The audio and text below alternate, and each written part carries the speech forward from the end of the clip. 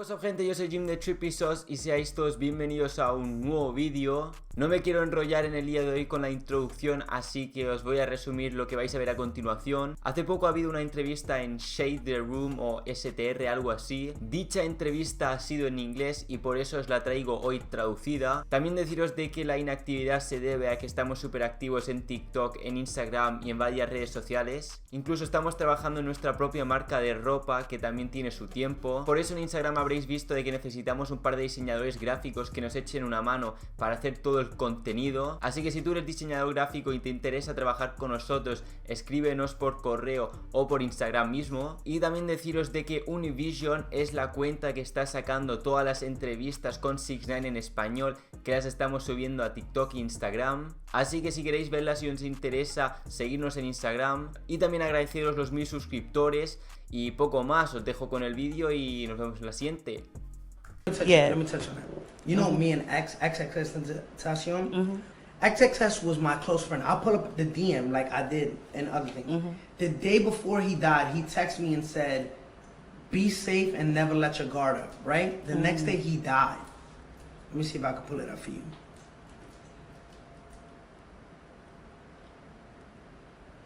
Read that out loud for the people. Be safe, okay? Never let your guard down. That was on June 16th. June 16th. Be safe. Never let your guard down. What would happen if X had security? Would he be here with us today? Yeah, he would be here with us. You know when X... Possibly. You know when X died? You know what everybody was saying in the comments? Where was his security? Why does he have a duffel bag full of $50,000 with no security? Right? Pop Smoke. You know what they were saying? What Rachel was telling me where was his security? Why wasn't his boys there? For somebody who's so hated like me, if I didn't have security and I died, people are gonna be like, where his security? But when you have security, you're soft.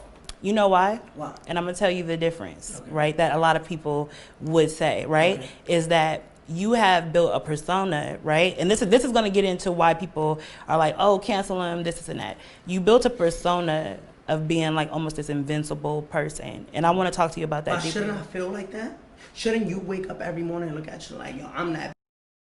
I wake up in the morning, I'm like, feeling invincible and being that. The black community, to me, I always loved the black community. I mean, you know, my girlfriend's black. You know my girlfriend. So you like black women? Yeah, I love black women. I mean, I'm with a black woman, like straight, you know. Have you always dated black women, like from the Yeah. Like my first girlfriend, I don't know if she's going to see this interview, but my first girlfriend was Maltea, like in the 2nd grade. So the first girl I ever dated was a black And why do you think that is? Because you're Mexican, you come from Mexican culture. I grew up in Bushwick, Brooklyn. Like, I went to PS 59 in Aguadilla. So, like, that's, if you know, so, you know Jay-Z. Jay-Z is Marcy Projects. I'm Sumner Projects, like, Locust. Like, so Sumner, Tompkins, How Marcy. far is that for people that are not from 3 minutes. 3 minutes. So Yeah, you 3 grew up minutes. So you grew up 3 minutes away from where Jay-Z grew up. Yeah, like that's my neighborhood, and everybody's there black, and I'm the only Mexican kid. Like growing up, we call it like yo Taco Bell. A lot of people, and I'm gonna tell you this, right? When you did that,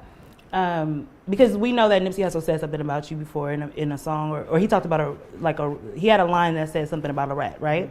You right? But he passed away, and he was memorialized by black people, and he is a legend in the black community, and he's somebody that everybody reveres. And so it's like any culture. If you go to the Hispanic culture, you go to the Asian culture, whoever they revere, they're gonna be attached to, and they're gonna feel hurt when they feel like there's trolling going on or something like that, right? So when you went to Buffalo Wild Wings and you took that video in front of the Nipsey Hussle mural, and you know you was dancing a little bit, and then you Nah, I didn't dance. All I did was I had a couple fans out there. I waved to the fans that was on the line. I think it's a Fat Burger. I'm not from here. It's like a Fat Burger or something there. So I waved. There was a line like a drive-through. So I waved. Then the lady in the video, you could clearly see a lady get out the like she was working and waved at me. So I waved at her, and I said I want to go pay my respects to Nipsey. granted, a lot of people say that I went out there to troll. Now I'm gonna tell you what happened when you did that.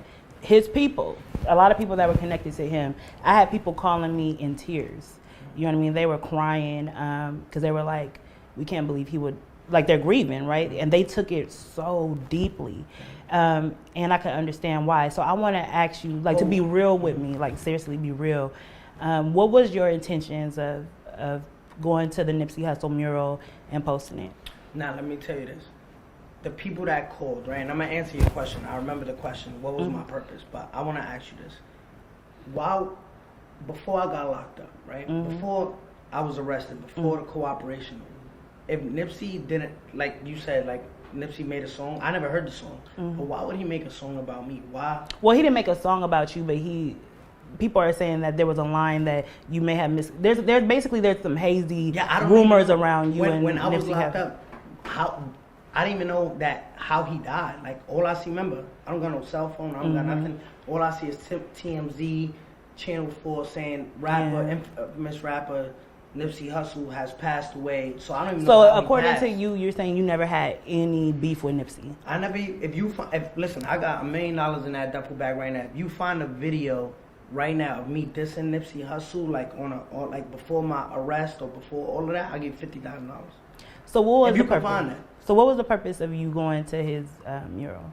Just paying my respects to LA. You know, if I show you my Spotify, my back end, my most listeners is Los Angeles. Okay. Second, I'll take a guess. What is it? New York? Chicago. I'm lying to him at this point. I'm like, yo, Jade, me and Jade got into a fight. He said, what happened? I'm like, yo, look, I fronted like I'm calling Jade, and then when it's going straight to voicemail, I'm like, yo, she blocked my number, bro.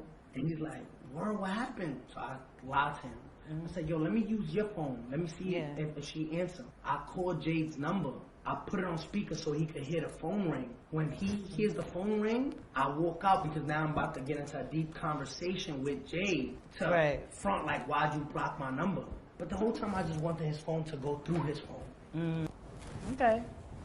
When I go to the other room, I swipe up, I go to the text messages, and I put Sarah, my baby mom's number in. First message I see. Wow. Why'd you hang up on me? Call me after you done running. You still with that bitch? Yo, like, call me back. Get out the car. I said, I ain't getting out the car.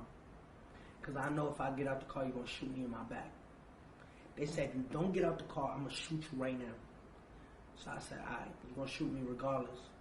So I put one leg out, and I'm, like, getting out the car slowly like this, like, all right, bro, just chill. Once I reached like this, like, both legs, like, almost out, I said, yo. They said, yo, come in. But I already got both legs out. I'm not like, wow, when you fill up the gas. They like, yo, come here, let me tell you something. I already knew what that meant. When you say, come here, let me tell you something, you about to hit me with a hot one. I just took off. And at this time, I think I'm the fastest kid in the world, so I'm like, run, like, you know when you switch. Are you running in zigzag? No, I'm running straight down the middle of the street, running. All you hear is, oh, stop running, nigga, stop running. Yo, why you running? I just run. Is he busting shots right now? No. I don't think he was trying to.